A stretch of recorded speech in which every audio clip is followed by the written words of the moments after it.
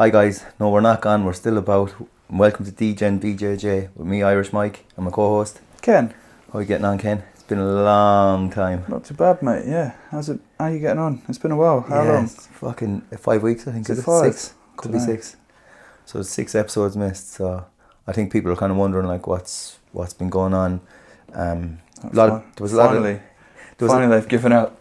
Yeah, there was a lot of people saying whatever, but I put a couple of posts up on Instagram saying that obviously things were going on. We were due to have an episode, and then kind of things fell apart again. It was just one of these things where life gets in the way, and injuries and stuff like that. So like I hadn't trained until last week for 4 weeks. I had back injury, and I actually same time as that I had no work. I don't know if I said that in the last one, but yeah, we were talking about that because you were trying all the new fads, eh? Yeah, because you had no work, you were trying fasting and yes. So I can't remember what else. What did you try? It was coffee enemas. I remember you were a big fan of a coffee enema. I was shoving shit up my hole. I was telling you that in private. That had to do. But anyway, so yeah, bring it down straight away. But so then it was just like finally got a job and been pulled from pillar to post. I'm not home till fucking even like today, 7 o'clock most evenings now. So getting to train has been a bit hard, and up at 6 o'clock in the morning. Fucking, it's just life getting in the way. Like, so, as jiu-jitsu, as podcasting, we're not getting paid for it. It's a hobby at the minute. So unfortunately, the listeners that enjoy our content are going to have to feel the brunt till maybe Christmas, where we'll be going bi-weekly. And the idea is, as we were saying, if we go bi-weekly, we're actually going to still record as much if we can. And by the after Christmas period, we'll go back to weekly, but we'll actually have some extra stuff in. Yeah, we'll see. Like, we'll adjust it again after Christmas and see what way we're standing. But with yourself anyway, because I'd probably say bi-weekly is going to be the goal. Yeah. If it wavers, it's going to be a bit more sporadic. We're going to try and have more guests on as well, because we feel like that's the kind of better received content. From now to Christmas, we're going to aim to have every episode. It's going to be a guest. Be a guest episode, and to be honest, like we'll do what we can in person, but just because of the ease of it, some of them are going to have to be over Skype, and as you'll find out in the next Skype interview, obviously there will be another bunch of teething issues with the sound, which we'll talk about later, because I know that there's been some comments on that. But yeah, we'll try and have guests on every couple of weeks, as we're running out of stuff to say. Let's be honest, Mike. I don't think so. I think it's well, I mean, like, I wasn't training because I was injured, and you're obviously injured now as well, like with a bit of time on that. So we're both not training, and jiu-jitsu it's a jiu-jitsu comedy podcast. So most of our content is coming through us weaving our web through our lives with jiu-jitsu. Yeah, trying to talk about training, so, a bit of banter from the mats, and obviously going round and being able to cross-train and stuff is what gives us a bit more content and stuff. So that's why,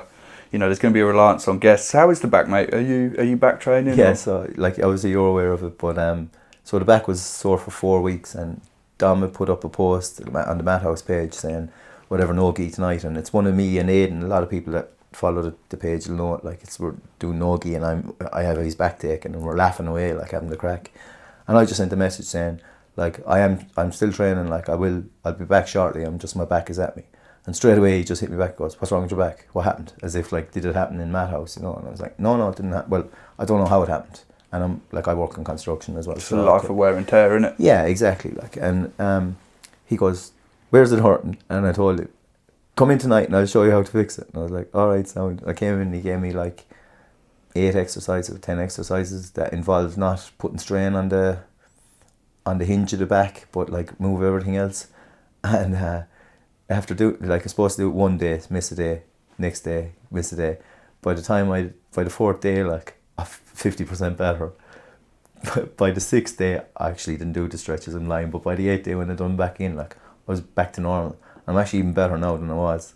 It's phenomenal. It's like, why go to physio? Like, I was going to physio. You paid money for the physio, paid money for the chiropractor. They do jack shit. You went and saw your local black belt. Yeah, and the funny thing is, like, my monthly subscription covered it. If you look at it that way, and like, if I have a jiu-jitsu injury again now, I'm just going straight to Dom. His head's going to be melted. And if you listen to this, I did not tell everybody to text Dom if they have an injury. No, but They might. But they might. I'd recommend it. It's worth trying it out, eh? Worth trying it out. Yeah, but so big up down for that. And, so you're back training then? You're back on the mats? Yeah, and speaking of injuries, and yeah, I was going to say you had a little trip to A&E, but it weren't. Call an ambulance, but not for me. Yeah. So done. So obviously now with the timetable has changed, we've got advanced gi, then no gi, and then mixed level gi. It's like 3 hour classes, right? Yeah. You've got advanced class, no gi, then like an all levels class. So I was like, on a Saturday I'd bite the triple, like that's nice, like, you know. But I said, look, I haven't been training so long, back might be sore, I might feel a little bit of pain. I'll book the 2 first and just do that this week and a bit of restrict. So yeah, grand, got the advanced done, fine, a little bit stiff, but nothing like, you know. I said, I know gi's coming now, it'll be a bit more free, a bit more room to move. First round of sparring, was going against Kai, nice young fella. He's probably 77 kilos, I'm 88, maybe 72, I don't know. But he's tall. I'd say he's similar weight to me, so he probably is 70. Because he's tall, he carries to 80, yeah. But like he's very fit, like he does, I think he does Muay Thai and a bit of MMA and that as well. But so we were just rolling, nothing too, I was kind of, you know, just being heavy and fucking, you know, using a bit of pressure, like. But I lazily knee cut as I was passing, like, and I will say I was being lazy, like, and I kind of just like fell through. Do you know the way you just like fall through, like? Yeah. And he just goes whatever, and he was kind of holding the top of his hand, like his hand over his thumb, and he's going, "You broke my thumb," and I was like, "Fuck off, will you?" Because he was just too cool about it. Like he was still not. I suppose it was shock, you know. I couldn't read like by him. I was like, "What are you talking about?" And next thing he goes, "No, you broke my fucking thumb," and I was like, "Oh shit." And then I went up and went, "Oh fuck." So I said, "Right, come on, let's go." I called down, like, as if, and Tom just goes, "No, go to fucking A&E," and he's like, went to get a cool pack. And so I said, "Look, just go." So I said, "Look." Yeah, that thumb looked gnarly, to be fair. There was lads, I swear to God, I felt like the biggest dickhead ever, like. That was going to be injured, for sure. But I said to him, I said, "It's probably just dislocated. Do you want, like we could pull it if you want," because he was kind of saying he was in pain, like, because I dislocated fingers, like, badly before, like, where it was, like, off to the right-hand side, like, and I've just cracked it and pulled it back into place, like. And I was like, yeah, but probably don't want to do that because I kind of get little bits of arthritis in my small finger now where that happened, like, you know. But he went in anyway, long story short, and he got the gas, and it was just dislocated, not broken, thank God. So they popped it back, and yeah, so his missus came and picked him up, and everyone was happy. Yeah, well, I don't think he's happy because he's out now for 4 weeks as well. They said he should rest it for 4 weeks. Yeah, but how long? Just strap it up and back on the mats within a couple of weeks. Well, I bet he's already trained this week. I mean, I don't know, but if it was me, yeah, probably would be the same. But fair play to him, keeping his cool. Like, it's tough when you. Yeah, he kind of got a little bit tick with me there at one stage because I said come up and show me your bag, and he's like, "I can't go up my fucking," you know. And I said, "Mate, I don't know what your fucking bags look like. Just come up with me and I'll show you." I said, "I'm trying to help you. Like, I'll get you to that thing." I said, you know, and we got it. But look, in fairness, like, it was only small injuries, thank God. That's just one of those freak things that happens. Yeah, man, like, I mean, it's like, as I said, if you're doing fucking that much jiu-jitsu going on, but I was just like, the gym's just injury riddled at the minute, like, so it's just fucking. Yeah, it's been a bit of a spate of it. Now I fucking like we're saying, I was speaking of someone keeping their cool on the mat after an injury. I only wish I could have been so dignified when so yeah, for those of you that don't know, like, I know that most of the guys that will still be listening now are people that actually know us, but my shoulder went, I think last time we recorded would have been the last show that aired would have been the Friday before, innit? Yeah. So I was meant to be competing on the Saturday. And as you'd write it, the final round of sparring on a Tuesday night, which would have been my final round of sparring before the comp, obviously tapped too late, and my shoulder went. It's one that I've injured previously as well, so I don't know whether it was already a little bit weak. You know, tough round, and yeah, just advice to anyone: tap early, tap often. Yeah. I'm going to be like tapping like Michael Flatley when I come back. Honestly, mate, I'm gonna be careful. But yeah, so at the moment, unfortunately, I'm caught in the web of the NHS, and you're not really sure what's happening. So yeah, I don't know what the timescale is going to be, because the initial X-ray showed that the AC joint was not separated, subluxated, where it's like slightly underneath the other one. All right. But because of the damage and that, or the way that the injury happened, they think there might be some rotator cuff damage. So I need the MRI before we know whether it needs surgery or not. So you're doing the dance with that now, or it was supposed to be like, was it last week? And then now they could have just referred me from day one, but instead they bring you in for a pointless appointment to be like, oh yeah, the shoulder's still fucked. It's like, yep, still fucked. I'm like, I'll see you in 2 weeks' time. Needs an MRI. Yeah, needed an MRI last time I spoke to you. Yep, so it did. All right, MRI booked. But no, thankfully, like, you know, joking aside, the MRI is coming next Thursday, so then I'll be able to... You'll know where to go from there and put together a plan. And that's like, you know, last time I was injured, I was on the mats every day still, just sat watching. Like, I haven't been back in now because before I go back, I want to know how long my recovery is. So hopefully once I know whether it's surgery or not, it's going to be either like, you know, 2 or 3 months or... Yeah, but with the rib, like, you can kind of go by feel, and you were testing the waters, and like, I remember there was one time you went in and it was like, you went to do forward row and you're like, nope.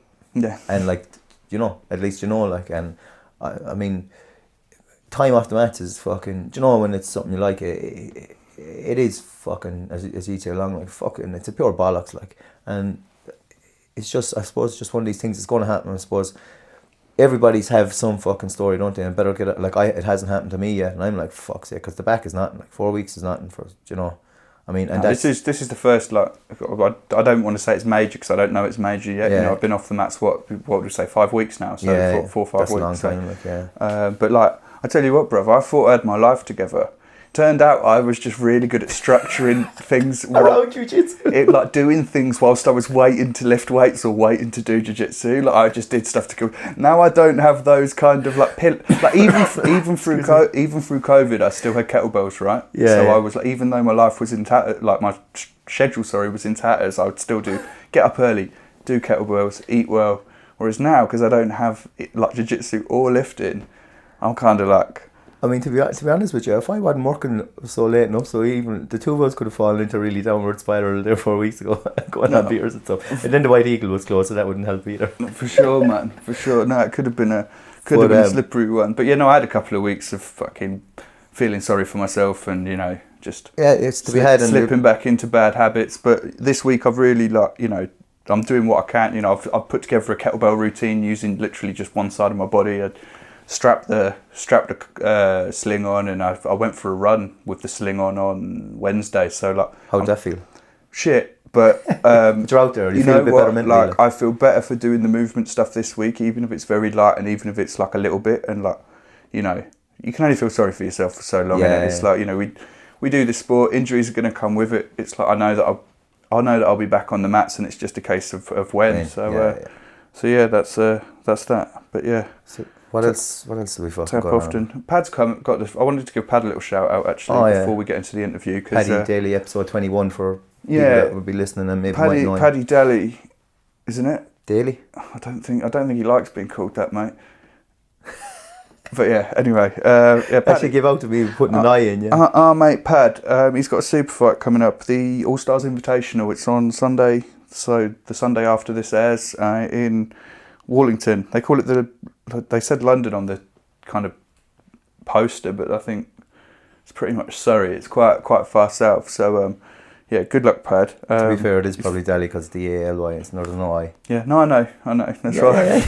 That's why you're correct. That's why I corrected you, mate. But he's fighting this Patrico fellow. They're both blue belts. I think he said he fought him before, didn't he? Did he? You know, yeah. No, in chat, I think he said. Did he? Sure. I could be wrong. Or they've got a mutual opponent or something. But anyway, the Paddy, a weight category above his normal category, competes on a couple of what is it, weeks' notice, if that? 4 days notice. 4 days notice, stepping in for this match. So yeah, good luck. And it's really good for him as well because he's on a winning spree as well at the minute. Like, he's had a good little run. Yeah, he's been doing his social media work as well. He's obviously catching some attention. Shout out to Paddy. Yeah, good catch up to with a few beers some stage. Yeah, definitely get him back on once he's got his a few more wins under his belt, and he'll probably be too big time for us by then. Be Hollywood in us. Yeah. The next thing I want to just mention, actually, which is going to sound really difficult to say without sounding like I'm shitting on Paddy, but in no way is this intended as a shit at all. Like, I fair play on the match and stuff. But at what at what point do we classify something a super fight?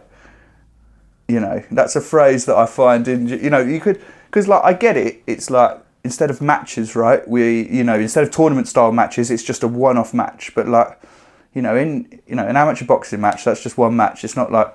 In fairness, yeah, do you know when people go up weight classes, don't they call that super fight? Paddy's going up a weight class. Technically, super fight. Yeah, but I mean in general. This is why I say I don't want to seem like I'm talking about Paddy specifically here, but it's something you see. Oh no, I think it's nonsense. Like, it's something you see all the time in jiu-jitsu. It's like it's a super fight, and it's like 2 local purple belts, and it's like, I don't know. I think to be fair, like, are we cheapening the I term super fight by? I think the term super fight is just like made to sell tickets in like an organisation. Like, not obviously we know that, but I'm saying it's easy to just take things that's used in the UFC and XYZ and put it into your thing, like, you know what I mean, and say, oh yeah, we're having a super fight, and it sells tickets, like. Yeah, no, I think that was the initial goal of it, wasn't it? Like, it's just. I mean, I don't think the word super fight is going to sell jiu-jitsu tickets. No, and I mean, if it was like, alongside ADCC, you've got like 2 top-level black belts that aren't competing in the tournament, that are a one-off event alongside the tournament, that, by all means, call it a super fight. But if it's just an individual match alongside a day of tournaments, you could just call it a match. It doesn't need to be called a super fight. Yeah. Maybe I'm getting up on my high horse because I haven't been invited to any super fights, mate. But I definitely think that there's something there. Yeah, probably no, you mentioned. Big up, Pad. He's been working hard, and like I say, this was more a joke around the phrase super fight, not the upcoming match he's got at the weekend. What's your preference actually over tournaments, or would because rocking up and just having one match on the day sounds fucking lovely, and he's probably getting paid for it. You know what I mean? Because he's been invited. So getting paid, rocking up, having one match instead of having to go through 3 or 4, like, I mean, like, I love the idea of the grappling industry's round robin and doing gi and no gi, but man, hanging around. And then, like, when you get, like, especially the time I did it, it was my very first competition, done my first gi match, got paper cut to choke within fucking 1 minute. Never seen a paper cut in my life. Didn't know what was going on. Forgot I had legs, like, from the waist down. I was literally trying to fight elbows. As you do. Yeah, just like, what the fuck is going on at my neck here? Lost that. 5 minutes later, I'm on the mat against. I went up a weight class as well, like in the whole thing, because I was like, I'm not cutting weight, and I actually came in like 1 pound over. So it's like, I could have ran out and had a run, like, but but I don't run. People know that was lies. But yeah, I got guillotined then in that one. So like straight away, just standing guillotine. Then swept me by kicking the legs out from underneath me and followed me to the ground while choking me. I couldn't talk properly for 2 days after. I think I've told that story before, but then I went back in and 3 guillotines. You know what I mean? Just as you do, like. But you get the chance for redemption. No, but I'm saying that was like my first white belt competition. Full energy, spazzy as fuck. Now I'm blue and I'm a little less spazzy and a little bit more old and broken, but. It's like, I don't even think that I want to do both anymore. Like, I think I'll just go to competitions and pick, like, if I want to do a gi, I'll go to competition. Like, but let's reduce that even quicker, and not just gi and no gi. Like, do you know what'd be perfect? Would you rather do a tournament or just rock up, have a match, do your match? 2, do you know what? 1 match in the gi, 1 match in no gi, about 2 hours apart. Sexy, out the gap. Win both of them as well, not lose. Because it seemed like, Jimmy, for example, the sort of things that he does now, a lot of them are... all invitational. They're all like invitational, like with Andrew we had on, we're talking... It does seem like it's moving a little bit more in that direction, so like an event, like, like a boxing event, where even if it's not top-level boxers, right, it will be like any boxing event will be of an evening in a hall, they'll sell tickets, the fighters won't be paying to compete. If anything, they'll be making a bit of money, and instead the promotion is made by attracting spectators and selling an entertaining event, and it feels like there is a growth within grappling towards that. And for me, I hadn't actually fully thought about it till the interview, which is coming up, so I don't want to spoil it too much, but we were talking about the equivalent between jiu-jitsu and MMA in Ireland, and it was a case of paying €60 to get a chance to win a £2 medal, or being paid to have a chance to actually have a scrap in MMA. And that was part of what made MMA a more attractive prospect for our Dennis, interview guest, for Denis. But to be fair, like, thinking just like I'm just forming thoughts as we're talking about Paddy is actually one person that like has the personality for invitationals. Man will sell tickets. Man will sell tickets. Like he's entertaining. Like I just love being around the man in general. Like you pick a Tuesday at fucking 2:00. Like being around Paddy will be the best place to be. Infectious personality for sure. He's just brilliant. Like so. Okay, it's. I was going moving swiftly along. But yeah, so yeah, no, I quite like the idea of matches. We don't have to call them all super fights, but we can have a night of good matches and actually put on a show and get some people in, and stop charging people an exorbitant amount. Just while we're talking about these invitations and stuff, what do you think about jiu-jitsu matches in the cage? I mean, do it where you want to do it. Do you know the way they put it in an octagon? They do it in a show like that. But for me, like if we're gonna be talking about creating an entertaining package we want to sell to people, doing it in a cage makes it look more of a spectacle. You know, you've got to do it on a raised platform to make it more of a spectacle. You can't have everyone. You know how tough it is when you rock up to like, I don't want to shit on any of the local opens, but you rock up to a local like tournament. Sometimes you can't even get a good view of the mat you want to see. That's true, you've got to have it on some sort of raised platform, and you've got to stop people rolling off the edge and breaking, or maybe not. Maybe that can be a new. Have you seen the? I think it's ADCC in America where they go off the mat and it actually goes around, and the ref is just. So if it's people are just clearing and they're on the carpet, like. So if it's in a scramble or a submission, like if there's a kind of key scramble going on, or a submission that's like locked in or not close to being on, they'll let it go out of bounds and it'll go like onto the carpet. Do you know what I love about it is when the camera angle hits a certain way, it looks like people having a fight at a wedding, except they're in rash guard and shorts, because they're just in basically a hotel where there's people standing around. It's fantastic. Yeah. Again, if we're talking about making it like an appealing spectator sport, maybe we shouldn't be letting people fight on the carpet. But personally, I want to see that. I fucking want to see people fight on the carpet. But I love a good fight at a wedding. So what can I say? Maybe I'm not the. I just like a dance and a sing. Epitome of class. But yeah, no, I'd love to see it.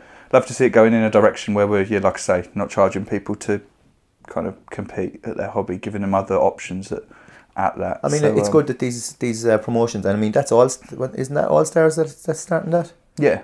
Yeah, so it's a spin-off of All Stars, so that's quite good. I think they're realising the direction it's going in. They have the finger on the pulse, like trying to stay with the times. Gradually, organisations like the IBJJF hopefully will, be reserved for a select few, because there's no way you can be paying 120 quid for your hobby. You know what I mean? Yeah. Then you're not got any chance of winning. Yeah. Even a penny of that back. Yeah, that's sunk cost. Even if you're the best guy in the world, that's sunk cost. It's the price of competition, isn't it? But yeah.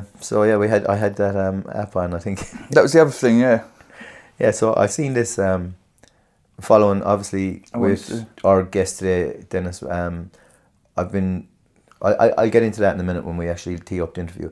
But I've been asking a few. I've been watching the show on Channel 4, and one of the lads that's on it is Shamrock.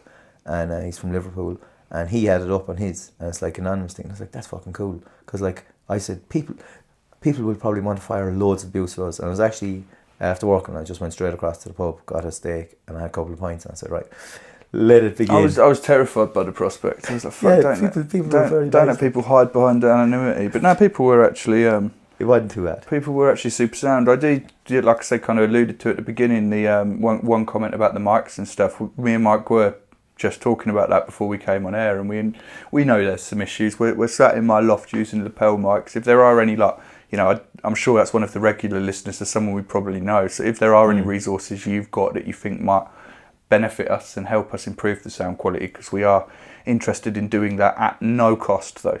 I've got to be really clear. We've got to be able to improve it using the equipment we've got, but costing us nothing. If somehow it can make us money, then fantastic. I mean, the OnlyFans thing didn't kick off, so what can I do? You even took it to the A&E. We didn't talk about that. Oh yeah. I got earlier in the show when we were talking about this episode, when we were talking about Mike taking Kai to A&E. What he neglected to mention was he didn't get changed out of his rash guard, and he was wearing a subscribe to me on my ex-Marshall OnlyFans rash guard. Yeah. So I was like. He's like, take a picture with me, and I was like, his thumb's fucked, and he's doing the thumbs up, and I was like, I don't really want to to be broadcasting on his social media that I broke his thumb, like. You broke his thumb in an OnlyFans rash guard, yeah, and then I did, like, so I said, fuck it. Paraded him round A&E. Yeah, I did. I had to be in A&E, and people were looking at me, like, people were giving me funny looks, and like I could see hilarious, and I was just going, this is like, I'm the kind of person that, like, as much as people try to kill me in the jiu-jitsu gym, I feel safe there. I don't want to take my personality from the jiu-jitsu gym outside unless I have 6 pints. Then it's the same. When you're taking a photo of his broken thumb, be like, sorry, it's for the OnlyFans. It's a very niche content. And then just freak them out so much that they don't want to come anywhere near you. Yeah, I don't know, but fucking yeah. So we got a good few replies. I'll do that again a few times. So yeah, no, if people want to hurl a bit of abuse or send some love or actually give quality feedback like that comment about the mics and stuff. Yeah, but yeah, if you've got any good, joking aside, got any good resources, fire them over to the podcast 5 PM and I'll pick them up and we'll see what we can do to give your ears a more satisfactory listening experience. The other question was about the Oktagon MMA, which kind of segues beautifully into our interview. So yeah, Mike kind of got me onto this, and he seems to have made friends with the entire fucking cast. So why don't you tee it up, Mike? What is it? Oktagon? You know, yeah, Oktagon, so the brand. So Oktagon MMA is the brand. Now I didn't know anything about it, but what happened? How I got wind of this originally, right, was actually on the Degen BJJ Instagram, and I was just surfing through stuff because usually I'll just like a lot of things, and I look through a lot of stories, just click, because it puts us into an algorithm of, because I nearly follow the same people anyway, but there's like a good proportion of people that I don't, so like I'll just see them stories, like a few things. It puts us into algorithms that puts us out into other content, like people you might know, kind of stuff. Marketing, Mike, ladies and gents. Trying to, but that's how it's supposed to work. I don't know. This is bro science, me saying this, but so yeah. Anyway, barely even bro science. So the Oktagon thing came up, and it was like Ireland versus England. They're all living in a house. So the concept is Ireland versus England. Sorry, yeah. For 2 groups of 4, right? 8 fighters that all live in a house together. So it's basically the Ultimate Fighter, right? I was going to say no. It's not though. It's if you think you've heard about a show like this before, you're mistaken apparently, because me and Michael both made comparisons between this show and the Ultimate Fighter, and we're told we were very wrong. This is nothing like the Ultimate Fighter. So let me just explain the concept. You've got a group of lads that are coached by 2 different fellas that are all both ex-fighters themselves. They are living in a house together. Each week, 2 of them fight, and in between the fighting, they get up to different shenanigans. They go on like tasks and stuff like that. Yeah, so spot the difference. No, but the funny thing is, right? I'm actually like this is very unprofessional. I'm trying to find the post, because when it came out, right, I seen this post and it's like something you've never seen before, and like me off the Degen BJJ Instagram comment, yes we have, it's called The Ultimate Fighter, and he's going, yeah, and I said, but I'm still going to watch it, because like I still had every intention, because it's Ireland versus England, like it's, you know, it's not like American and, you know, blah blah blah, it's like something close to us, like it's culturally fucking more closer, like, because there's a big disconnect I think between fucking Americans in there and like frat boys will say, and young Irish, well, some Americans like kind of come across as that fratty, even though they're older, don't they?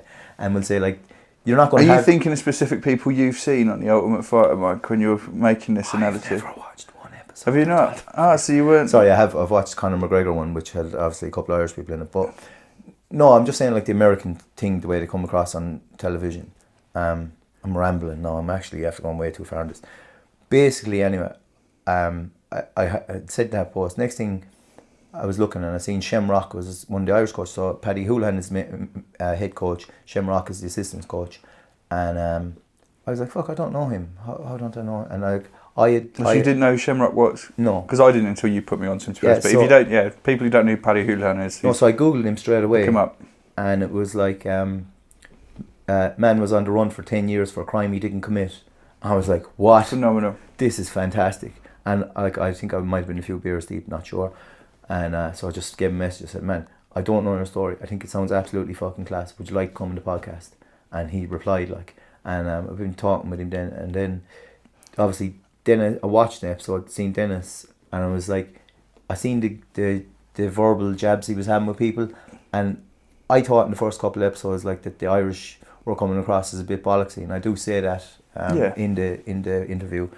But as it progresses, you can see it's banter, and like, you need to watch the show if you haven't watched it, because Brad Pickett is the English coach, and I thought some of it was a bit much, but then when you watch, Brad Pickett and Paddy, isn't it? When you watch a bit more though, he just couldn't stand the Irish lads, like, and I don't want to give too many spoilers because you should watch it, and obviously it's good watching. I've watched a few episodes. How I got to talking to Dennis, just to finish it, was I actually said he went a bit hard on that one on a post, because he commented on a post on Irish Fighters TV, it's a page on Instagram, and I said he went a bit too hard, and then I just landed up DMing him, and we're actually DMing a bit back and forth, and then I just said, here, if you ever want to go on the podcast, and he's like, yeah, no bother. I was like, you're the soundest dude in the face of the planet, like, because obviously it's a current show. You know, like, he's in demand, and he's coming to us. We're an up and coming podcast. Yeah, it was the week after his episode where he won the fight, wasn't it? It was that we recorded. Yeah, because the episode. Sorry, I've been talking to him so long. It's because we recorded it retroactively. I was DMing him at 12 o'clock at night.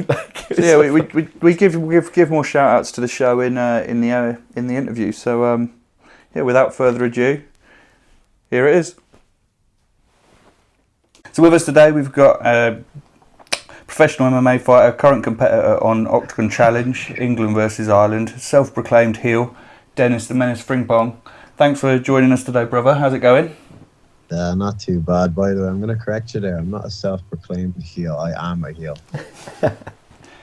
Wow. You get no arguments anyway. We're the one people who won't be arguing with you. Say, anyone that's been watching along definitely knows that, bro. So you've been entertaining, been kind of carrying the show when it comes to some of the shtick in the house, man. It's been enjoyable to watch. We were just saying. So let's start with the show itself, I guess. Airing on Channel 4 and DAZN at the moment. Oktagon Challenge UK versus Ireland. It's I don't know, for those that aren't watching, they should be. It's an entertaining watch for anyone that's looking to get into like an MMA kind of reality TV show. So talking of getting into it, that's kind of what we were asking. Like, how did you get picked? How did the kind of selection process come around? I know you did a couple of pro fights before that. What got you in the door there? Yeah, so I mean, Oktagon was like one of the promotions I've been looking at as sort of like the next step in my career. Mm-hmm. I started this sport fairly late. I would say I only made my amateur debut in 2021. I was like 26 years old. So I just sort of took a load of fights through amateur, built a bit of a name, ran through people. I had like 8 fights in a year, so just over a year, and decided it was time. I was ready to go pro. Had those couple of fights, and then obviously the opportunity came around through my manager, Sid Mogul Management, and I took a bite at it. I don't really have time to be doing all this thing that people do now of like fighting 6 or 7 cans, getting to like 6 or 7-0 over the course of 2 years, and then building my name up. 2 years, mate, I'd be 30 years old already. So you have to get it in as quick as you can. I'm happy enough, and I'm happy enough with where my level's at. From people I train with in the gym, high level guys, comparing myself to them, skill for skill. I felt like I was ready to take on that next level of competition. So as soon as that opportunity came around, I jumped at it. 100%. You're training at Manchester Top Team now, is that correct? Yeah, Manchester Top Team, mate. And how did the transition from there from across from home go, or was that before you went pro, or? It was just before I went pro. Yeah. It was a bit of a weird one. Like when I was training, when I started MMA, my first 2 fights, I wasn't actually training in an MMA gym. I was training between Dublin Combat Academy, which is a Muay Thai gym predominantly. All right. And East Coast Jiu Jitsu, so a separate Jiu Jitsu gym. Yeah. And I just sort of like over COVID, I started deciding that I was going to get into MMA. I started doing little bits and bobs with some MMA guys, but I wasn't actually training in an MMA gym. I was training striking and jiu-jitsu separately. I basically no wrestling to speak of, no idea of cage work or anything like that. And then my second amateur fight, I lost by decision.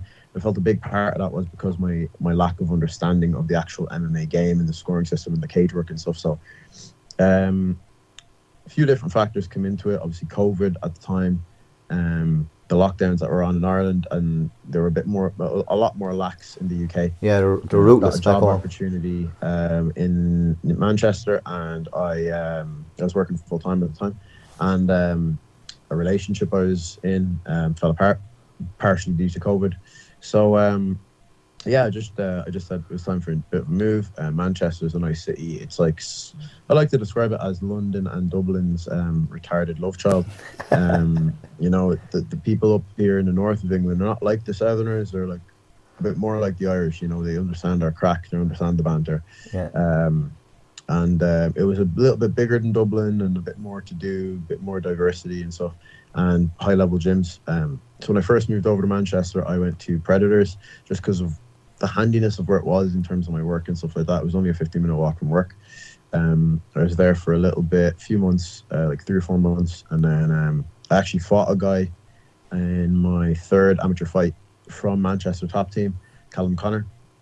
He had a prolific Muay Thai background. He was 4-0, and I went to split decision with him, and it was a good fight, a really good fight. Some people thought I won, but it is what it is. It's an amateur fight. We both had a good fight. We both gained a lot of respect for each other, and I actually incidentally bumped into him the next day, just in town walking around. He was going for a coffee with his dad, and I was with my mate, and we just had a bit of a chat. He invited me down, went down for sparring, and fell in love with the place. The rest is history. You don't want to be telling too much of those stories now. People won't be thinking you're the heel that you're making yourself out to be. Well, like, I mean, anyone that sort of has met me, like even the Team Ireland guys when I was on that challenge show when we went in the house, like after like 2 or 3 days around me, they were kind of like, oh, you're not as much of a prick as you seem like online.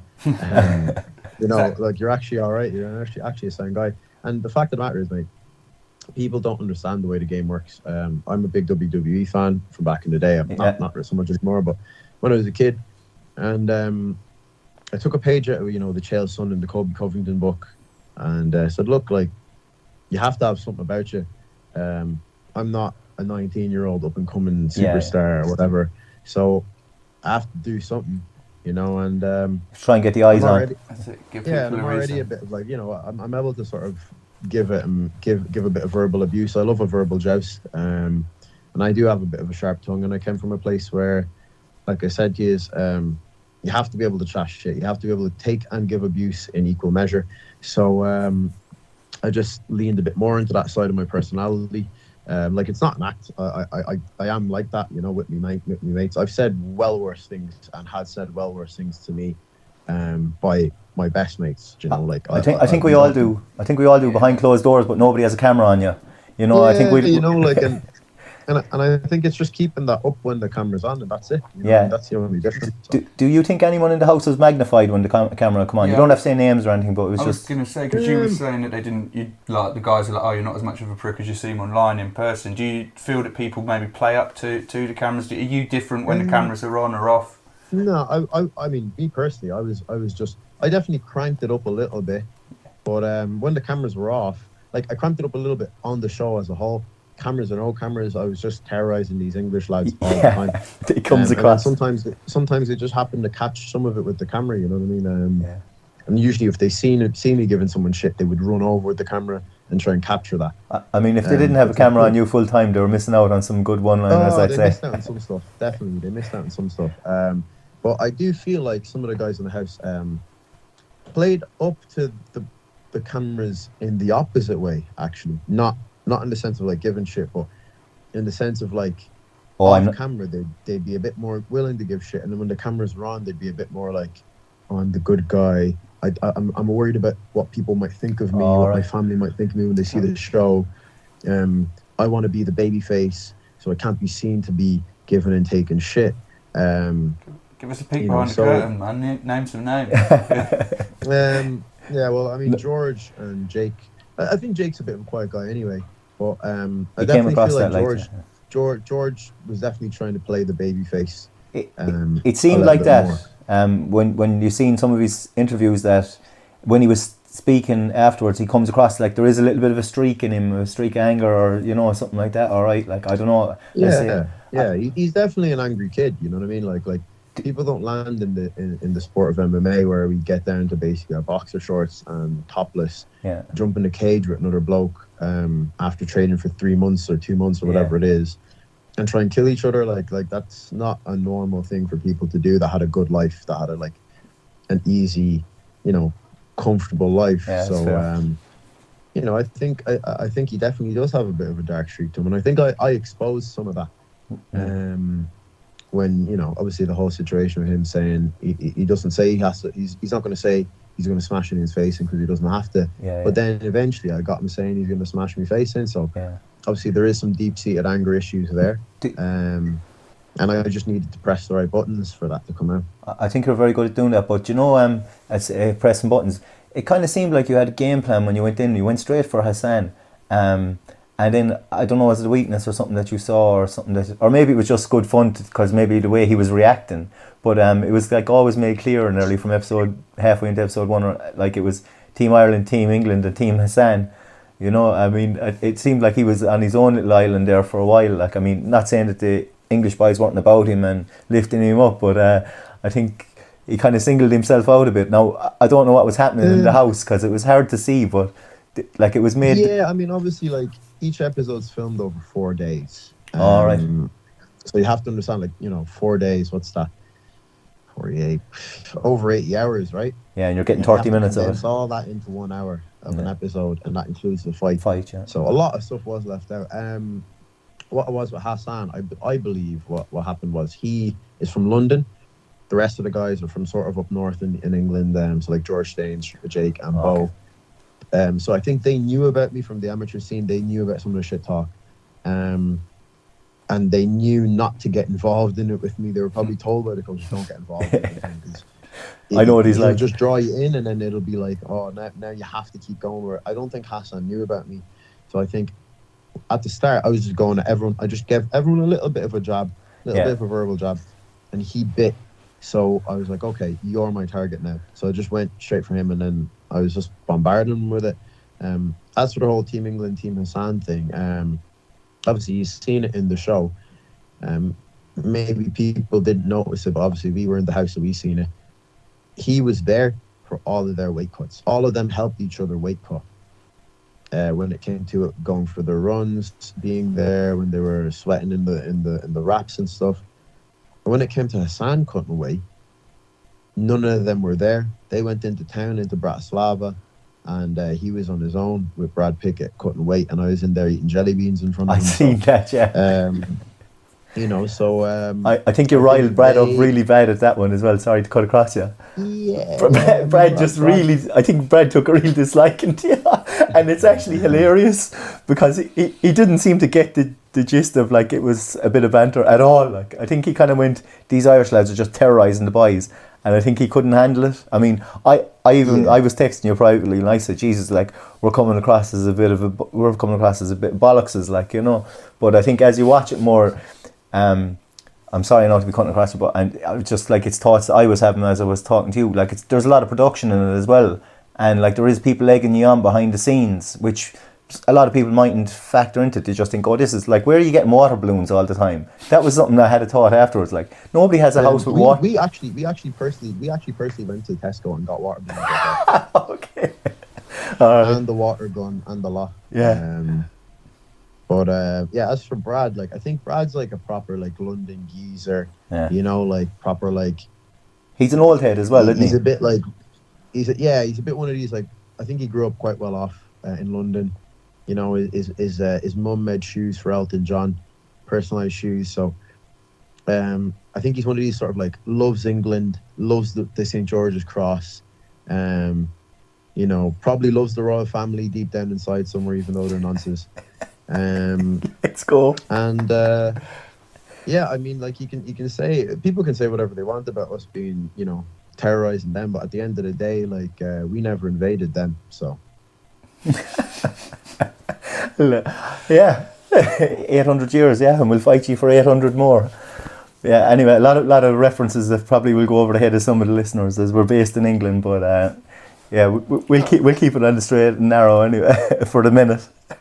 When we have you back again and you're champion, we'll come in and we'll go all into it. Yeah, we'll go full heel. 100%. So obviously going into it, the goal's to win, right? You want to come out with that contract. You want to come out with the success.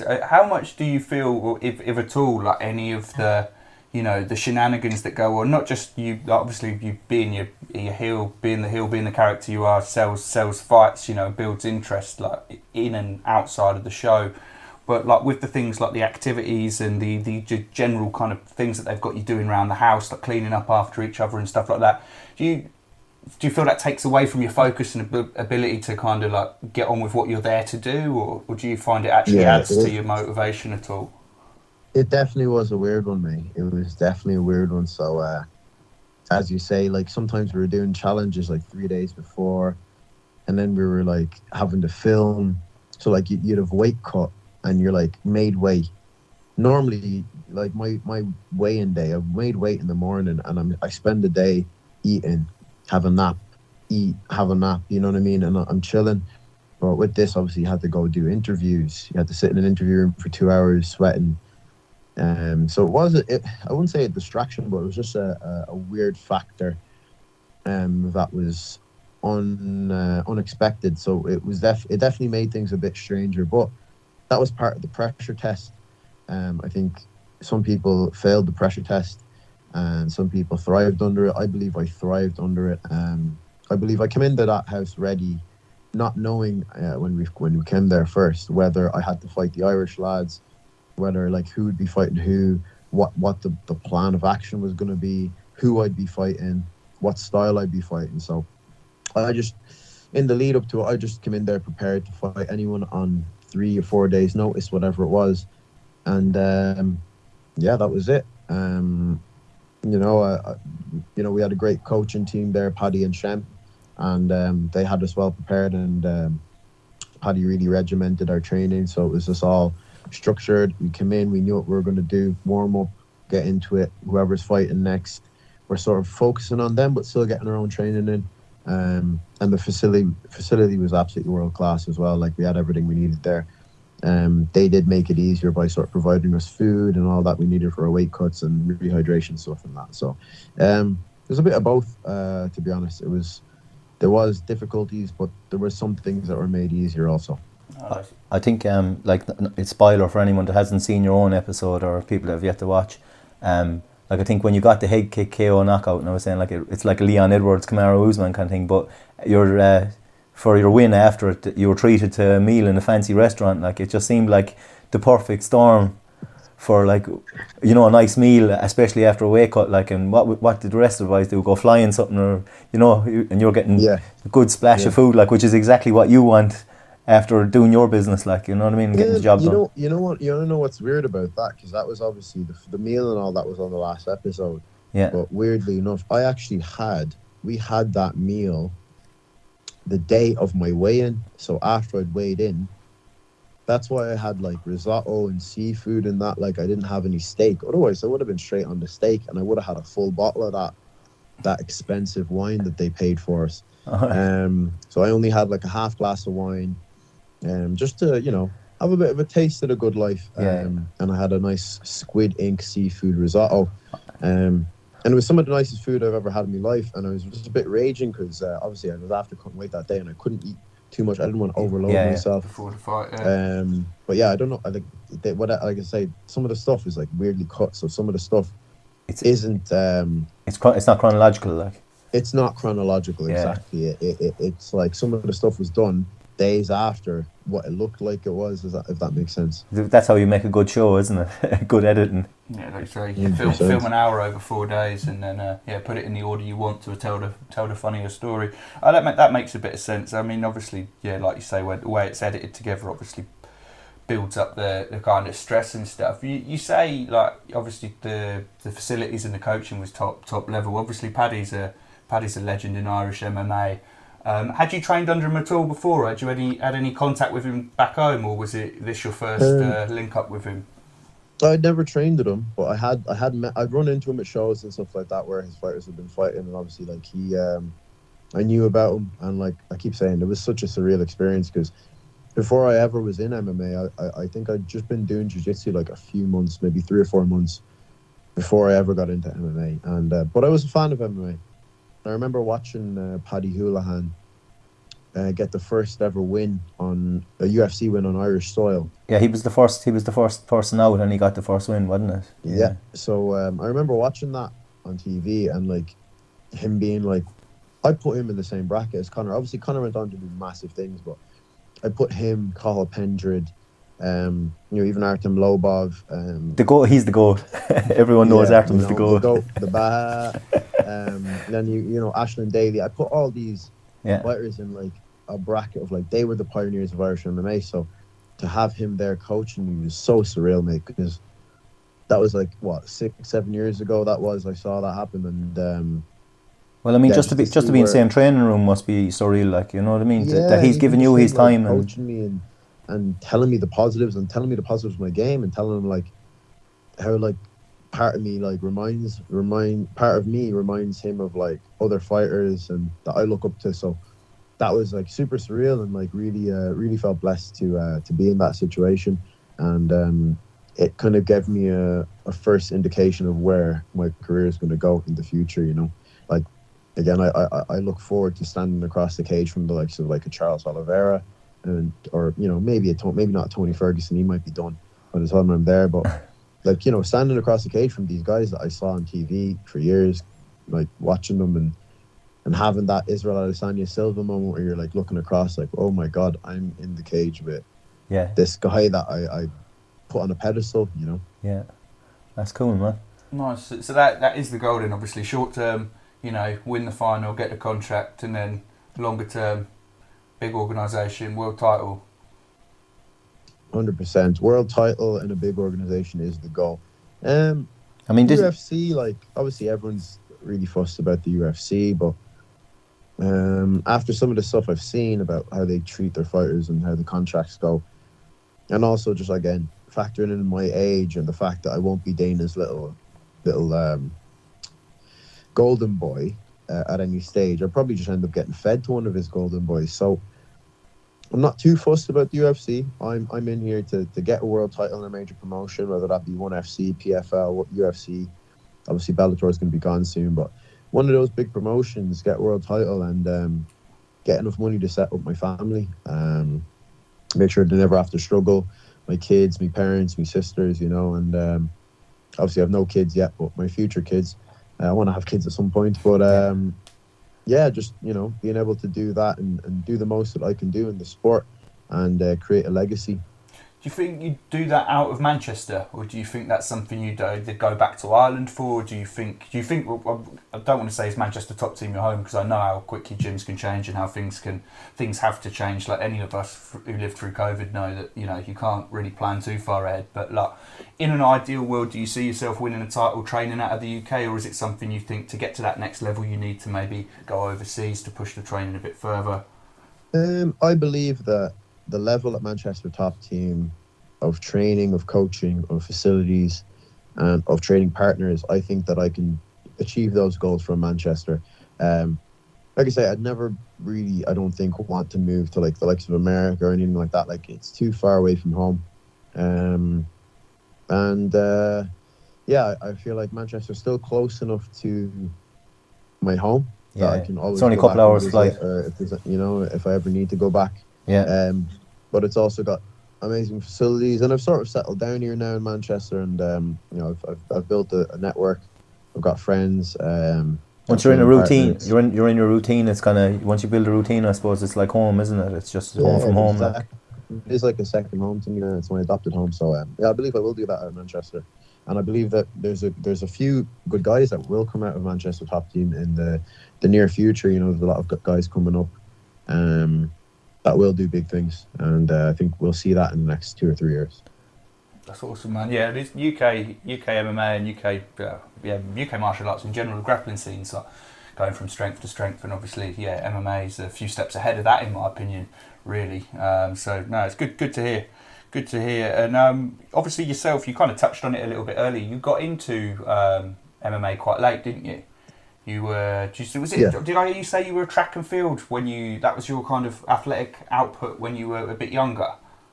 Yeah, so when I think I started track and field when I was about 14 or so, 15, maybe going on 15.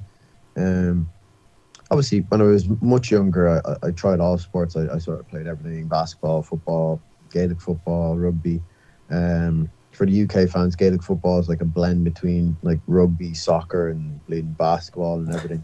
But yeah, I sort of played everything. But I just I had a bit of a natural talent for track and field, to be honest. Like when I started it with the school team, I was like smoking people that had been training a while, so started training that, and went pretty far with that, and then got a bit of an injury, and I believed that I wouldn't get to where I wanted to get to in that sport through that injury. So I ended up stopping, went a bit off the rails, went a bit, in uni, started doing a bit of partying and stuff, found, girls and drink and all that other stuff. So it's the very minute you hit 16, 17, you find alcohol, life starts to change dramatically. Yeah. And in Ireland, it could be 14, 15. It doesn't, depending on what part of the country you're living in. Yeah, I mean, obviously I found alcohol a bit younger, but the track and field sort of kept me away from it. But it was in uni when I obviously moved away from home, moved down to Dublin, and things went a bit out of control. I was a bit of a wild child, but then towards the end of uni, found jiu-jitsu and sort of put myself into it. Never really had aspirations to compete or anything like that. I was only sort of doing it to learn self-defense and sort of have something to do that would keep me away from all the partying and that. And then sort of was quite naturally good at that as well. So it was jiu-jitsu was your first martial art, like proper martial art. Yeah, I mean, I started initially it was Muay Thai. I think I did that for like a month or two, and then found jiu-jitsu. Got absolutely wrapped up by this 15-year-old, and was like, wow, I have to be able to do this. There's no way that I can allow kids out there to just wrap me up like that. You know what I mean? It's terrible, isn't it? That's how it gets. Yeah, that's how it gets. Yes. On your jiu-jitsu, what belt are you currently, or? I'm still a blue belt for the last like 4.5 years. Okay. So a perennial blue belt, you might say. Do you do much gi or do you do much in the gi now? Or is it, obviously you don't need it, but we were wondering because obviously we train jiu-jitsu. That's how we started the podcast. Yeah. Two of us met on. I haven't competed in the gi since before COVID. And to be honest, I always sort of did better in no-gi, even though I trained a lot more gi. I did better in comps in no-gi. And obviously, did a bit of focus on that. It translates better for MMA as well, doesn't it? So. Yeah, and to be honest, I always kind of had the want to fight MMA at some point, but it kind of went on, and I got to a stage where I felt like I'm a bit too old for it. And it was only through COVID and running into training in the same room as some MMA fighters, like Bellator guys, from SBG, some guys in Cage Warriors and stuff like that, and then obviously Shem. I met him in the gym as well. All right. And he sort of gave me the right guidance that I needed to go into MMA, and I was sick of paying 60 quid, 70, 80 quid each time to compete in a jiu-jitsu competition. I said, you can just fight MMA for free. And in fact, sometimes even get paid for it. So I was like, get me onto that. You've actually beaten, you beat a friend of the podcast. We have a friend who has a podcast in Ireland. It's Humans Jiu-Jitsu. His name's Andrew Quinn. Yeah. Do you know him? Yeah, good old Andrew. Yeah. Yeah, no, we competed. I think we competed a couple times against each other, at blue belts. He just said to me, when I put up the story, he put on a kind of thing, and we were talking, and he goes, "Oh, do you know?" He said, I said, "Do you know him?" And he goes, "Yeah." He said, "I fought against him in Naga," and I goes, "Oh, how'd you go?" He goes, "He armbarred the shit out of me." Yeah, but it was a good scrap, to be fair. I think that was Naga, yeah. So I did pretty well at blue belt. I got my blue belt that year, and then won a lot of the stuff. Did a few little invitationals and stuff like that. Beat some good guys, guys that went on to do big things, win European medals and stuff like that. Okay. And then obviously I feel like now if I rolled it up with those same guys in jiu-jitsu, they'd probably wrap me up. But the very minute you pull out the striking, they'd be done. Yeah, I don't know if they could even take me down now though, because my wrestling's obviously okay. Good, Yeah. Well, that's cool, man. So do you think it was COVID really that was the catalyst for you to go from, giving it a bit of a crack at the amateur level to being actually I'm gonna put all my eggs in this basket and have a run at, and kind of got you to where you are now? So it was actually COVID that made me switch from being a jiu-jitsu competitor that wanted to win medals at majors like Europeans, Worlds, Pan Ams, because I was like solely a jiu-jitsu competitor before COVID, and then during COVID I couldn't train jiu-jitsu, and my first Muay Thai gym that I trained in for that couple of months was still doing little secret trainings, and I knew the lads, so I just got onto them, and I said, let me do a bit Muay Thai while I can't do jiu-jitsu anyway, and do something, just keep the head fresh. And did it pretty consistently then over COVID, and got to a stage where I was like, right, I'm keeping it well on the feet with guys that are, like I say, these guys from Bellator and Cage Warriors that were coming into the gym that were established MMA fighters, and I was having it on the feet with them. And then I was like, right, well, my jiu-jitsu is definitely better than theirs, and I'm even with them on the feet, so why can't I go into this? And then towards the end of COVID, I made my amateur debut. So yeah, it was actually an outdoor event, cage conflict at the Fela in 2021. All right. Nice, man. Yeah, because I was going to say, this is not surprises me, but you say obviously the goal was to win medals in jiu-jitsu and Europeans and stuff. Like, I watched some of your amateur fights and your 2 pro fights before you were on the show, and your style now seems very if I didn't know or hadn't had this chat with you, I'd have thought maybe you were a striker first that then found some jiu-jitsu, because you're very, you're good on your feet, you're rangy, you seem happy to keep it on the feet. So is that something that you just fell in love with, or you found it worked well? Was it a conscious shift or just something that happened? Yeah, so with the jiu-jitsu, it's sort of like my jiu-jitsu is sort of a hand grenade, or like a hidden knife, it's something I keep in my back pocket. I found that, like, with my range, I'm quite tall for a lightweight. I've got a lot of range as a lightweight. I've got like the same reach as Anderson Silva, who was a middleweight, So I just found with the striking, I just got quite adept to it, and I'm not really a fan of crotch sniffing.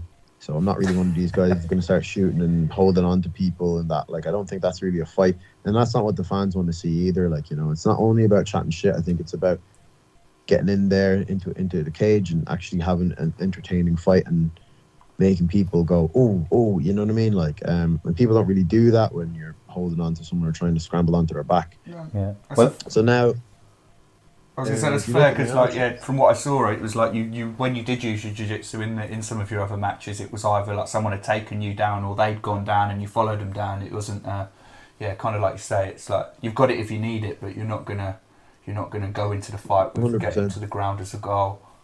100%. That's the style, is like, keep someone at range, ping them up, force them to shoot, and then when they shoot and they realize, oh shit, like this guy knows jiu-jitsu, it forces them to either stand up or they get caught in something or swept and they get on top. And there's no secret there. I mean, anyone that's watched any of my fights will see that. I do have 4 submissions, 1 at pro and 3 at amateur, and like you say, they're all involved of me piecing someone up on the feet, them engaging in the grappling, and then getting caught. They're getting desperate and shooting, and you're actually, well, I'm at home in the ground. Yeah, that's it. And I mean, I so far I've never even been put in a submission in 12, 14 fights. So what are your nerves like when you're going out fighting compared to, we'll say, like your Muay Thai fights and that, was the nerves more in the professional as opposed to the amateur? Because quite a few of the lads we've chatted to have said that after they've done an MMA fight, they've never felt like nervous or any nerves like in a jiu-jitsu competition ever again, because it's like night and day. But yeah, definitely the consequences are way more dire in MMA. I used to get nerves competing in jiu-jitsu, but and again, I feel like a lot of those nerves are because I've paid 80 quid to be here. I don't want to lose the first match. I want to at least get a medal for that. Like, whereas now it's like, I could actually get really hurt here. And I've done 1 grappling. I wouldn't say competition. It was like a super fight since I've done MMA, and I felt no nerves for it whatsoever. It was like going to an open mat in a new gym. But everyone gets nervous, I get nervous for an MMA fight, but I feel like I handled the nerves well. The only fight I wasn't nervous for was actually my pro debut, and I feel like I didn't really push the action much. I feel like I need those nerves a little bit to give you that adrenaline rush. You're a little bit too comfortable. Yeah, you need that bit of a kick in the hole. Yeah. But yeah, as I say, I use the nerves as much as I can. And I feel like when it comes to the crowd, like I feel like I play to the crowd a little bit. You used to being definitely in front do. of crowds. Yeah, I'm used to being in front of crowds, so like the crowd doesn't really faze me too much. And once they're in the cage, lights come on, and the referee says fight, you're just like in fight mode then, Yeah, it's just blinkers on. You don't see anything else. Like, I mean, we'll just bring it around. I mean, I think you said like you don't respect anybody till you fight him, and I think it was clear to see after the fight with Hassan, you did show him a lot of respect afterwards, and it was, it looked genuine, like, and it was just one question I had. I don't know how much time you have, but do you need to hate someone? Do you need to find that fire, or to, not that you hated him, but do you need to find that fire, that thing to pick at, to get yourself up to go and fight these guys? Because I don't think you're naturally, like you say, you're just having banter with him, really, and it kind of shifted. Like as I say, I was watching it because I think it was Irish Fighters TV. I actually commented under one of your posts, and that's how I got into talking to you.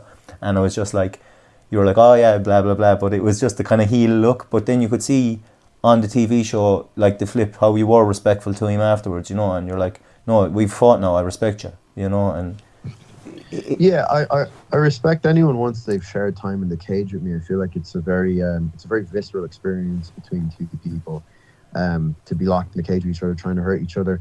No matter what way it goes, you gain a certain level of respect for someone. Obviously that respect has to be earned. I show no one any respect until they've stepped in the cage with me. If there's someone that I could be fighting, because I feel like if you go in there respecting someone too much, it can affect your performance. I don't need to hate anyone.